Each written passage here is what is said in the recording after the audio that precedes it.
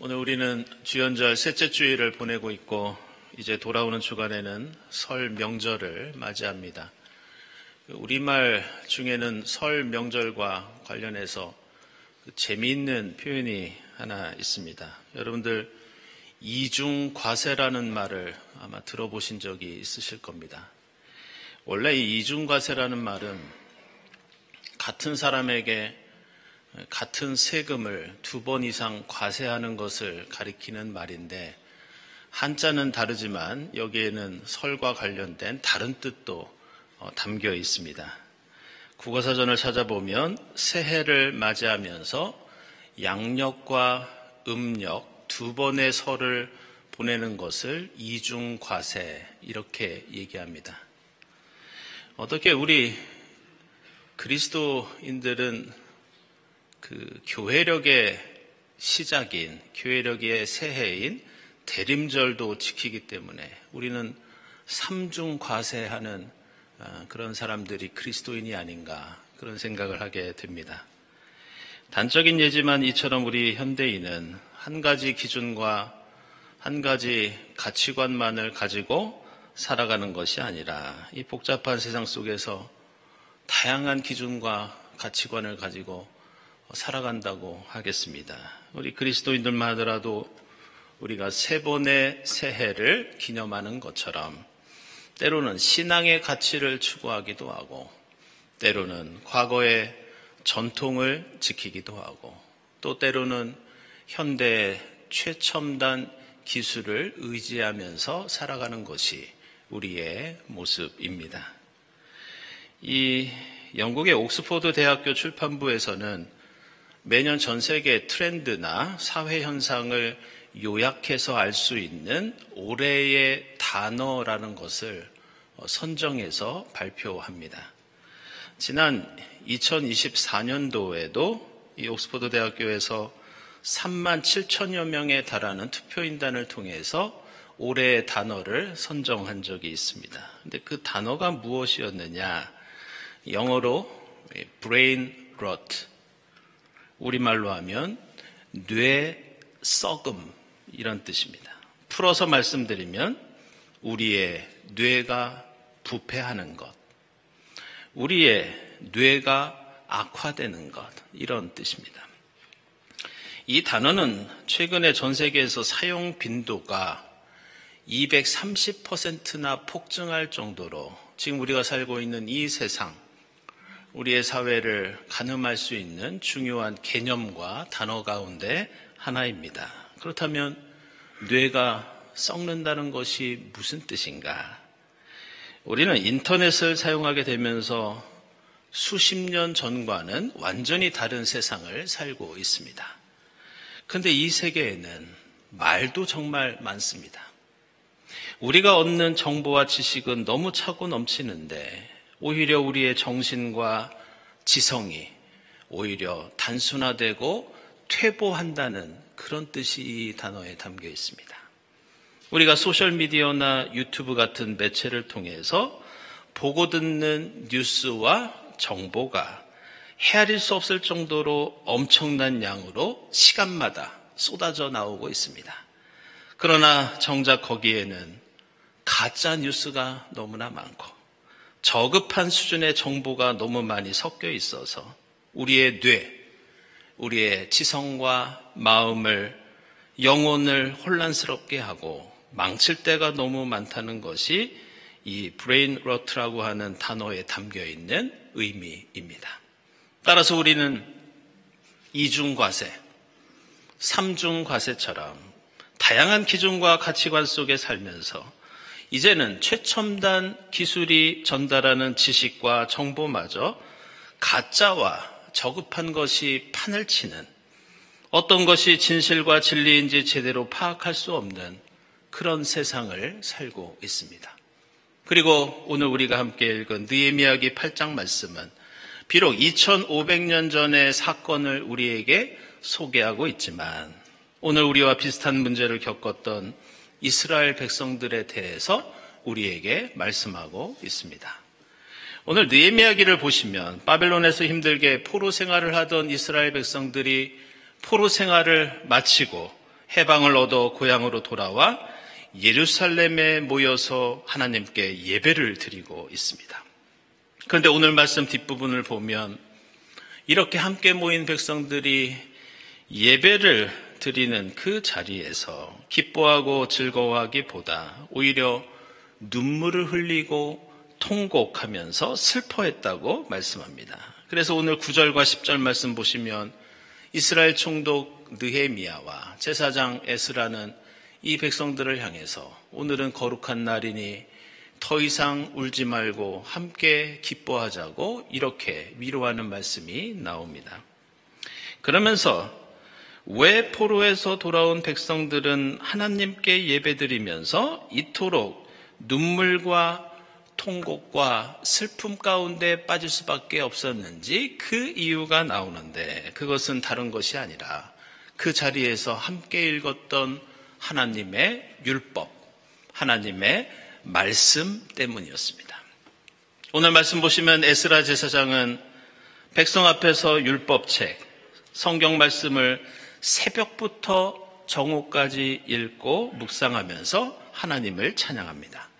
백성들은 하나님의 말씀을 들을 때 모두 일어나 손을 들고 아멘 아멘 하다가 다시 엎드려서 하나님을 경배하는 장면이 나옵니다. 그런데 레위 사람이 이 백성들 옆에서 그 선포되는 말씀의 의미가 무엇인지 설명해 주었을 때 백성들은 그 말씀에 담겨있는 그 뜻을 듣고 그 자리에서 울고 통곡하고 하나님께 회개하는 것을 볼 수 있습니다.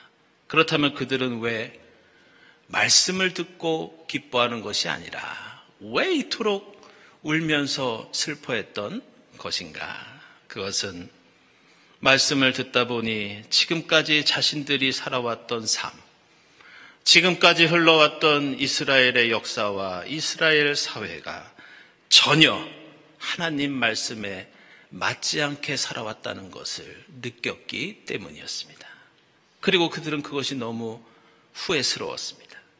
하나님께서는 모세를 통해 말씀해 주셨고 제사장들을 통해서 그 말씀을 가르쳐 주셨고 예언자들을 통해서 이스라엘에게 다시 말씀을 지키라고 경고하셨지만 이스라엘은 전혀 그 말씀에 귀 기울이지 않았습니다. 하나님께서는 제발 우상 숭배 좀 하지 말아라. 거짓말 좀 하지 말아라. 속임수가 아니라 진실되게 진리를 따르라고 말씀하시고 명령했지만 이스라엘은 열심히 우상을 숭배했고 그 사회에는 거짓과 술수가 가득 차 있었습니다. 힘 있는 자들은 교만하지 말고 오직 하나님만 바라보면서 겸손히 행하라고 하셨지만 이스라엘 역사에서 그런 지도자들을 찾는 것은 손에 꼽을 정도였습니다. 무엇보다 누군가를 권력으로 억압하거나 폭력을 휘두르지 말고 사회적인 약자들을 돌보면서 서로 사랑하라고 말씀했지만 어느 누구도 이 말씀을 제대로 지키지 않았습니다. 오히려 그들의 눈과 귀와 마음과 그들의 이 뇌는 하나님 대신 세상과 우상을 향해 있었고 주변 나라의 가치관과 세계관에만 관심을 두고 있었습니다. 그래서 그들은 말씀보다 세상 풍조만을 쫓다가 결국 나라가 망하고 비참한 포로 생활을 하게 됩니다. 그리고 이제 그 포로 생활을 마치고 고향으로 돌아와 다시 하나님 말씀을 들었을 때 그들은 지난날 자신들의 모습이 떠올랐고 하나님 앞에서 무엇보다 부끄러웠고 울지 않을 수 없고 통곡하지 않을 수 없고 후회하지 않을 수 없고 하나님 앞에서 회개하지 않을 수 없었습니다.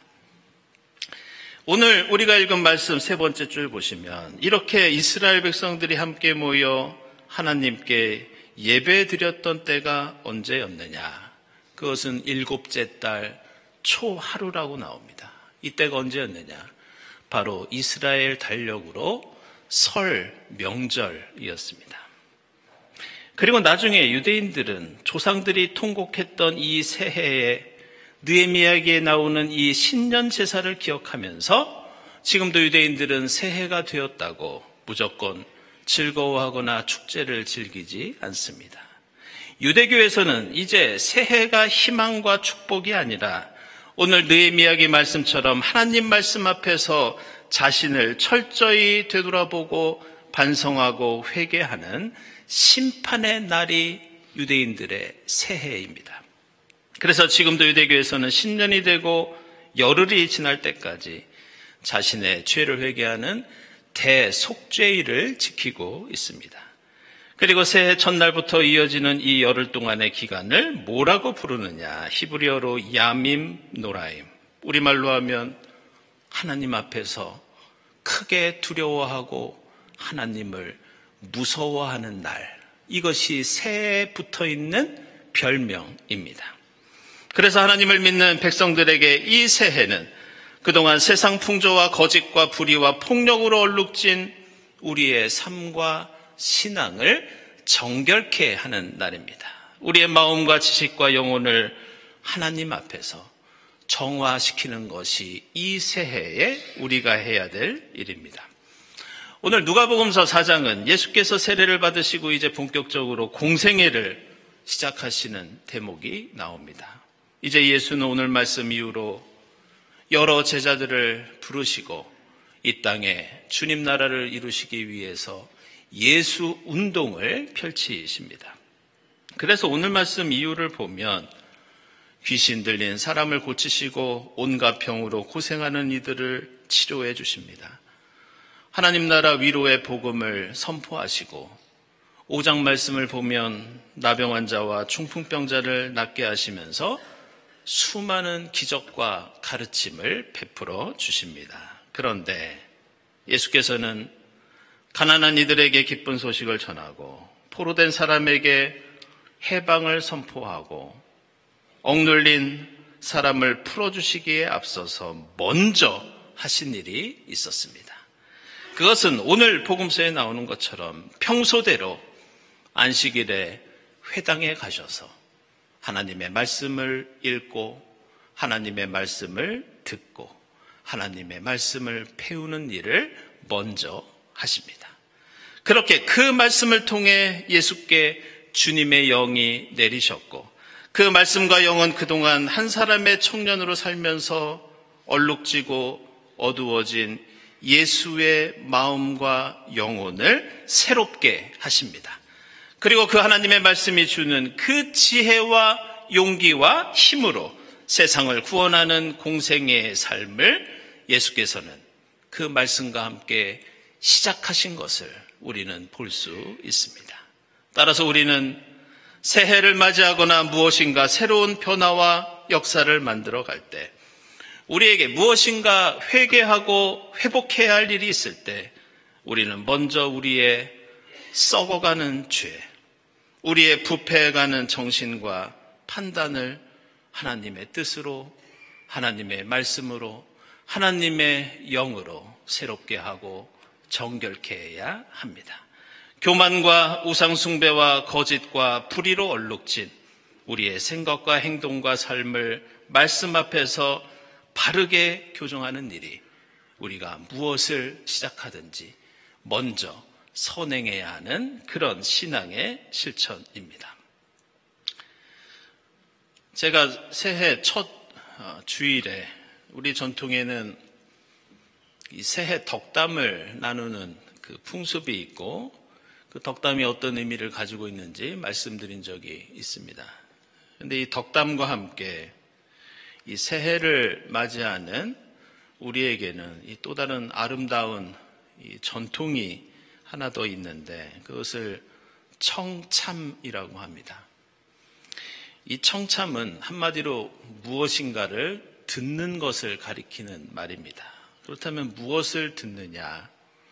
우리 조상은 새해가 되면 첫 새벽에 길거리에 나갔을 때 처음 들리는 사람의 소리, 처음 들리는 자연의 소리, 그것에 귀를 기울이면서 한 해의 소원을 빌고 자신을 되돌아보는, 묵상하는 그런 풍습을 청참이라고 합니다.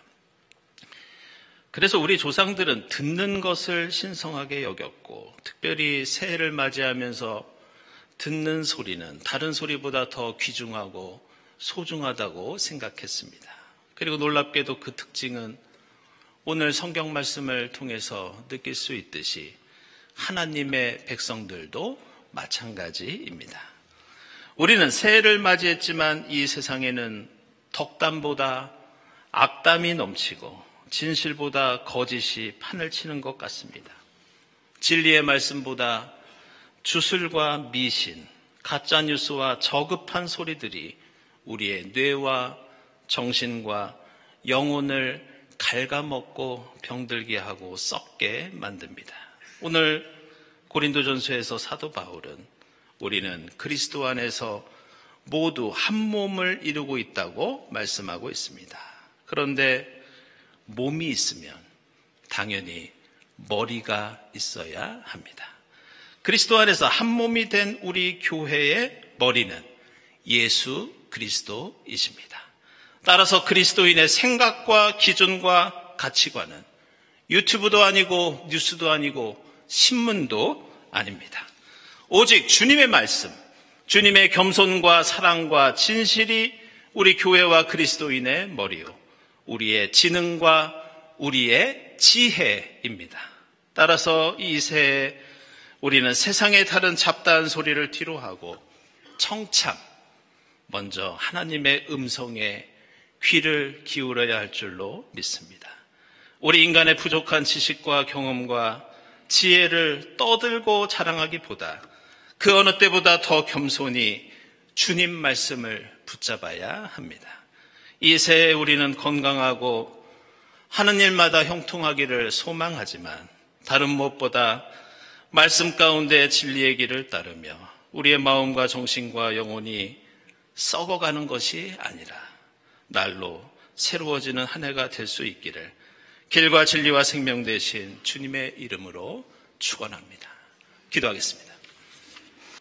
하나님, 이 어둡고 혼란스러운 세상 속에서 저희가 가는 길을 말씀의 빛으로 밝혀주시고 저에게 힘과 용기를 내려주시니 감사합니다.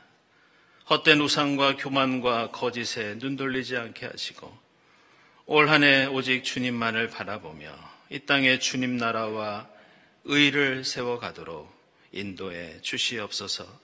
예수 그리스도의 이름으로 기도드리옵나이다. 아멘.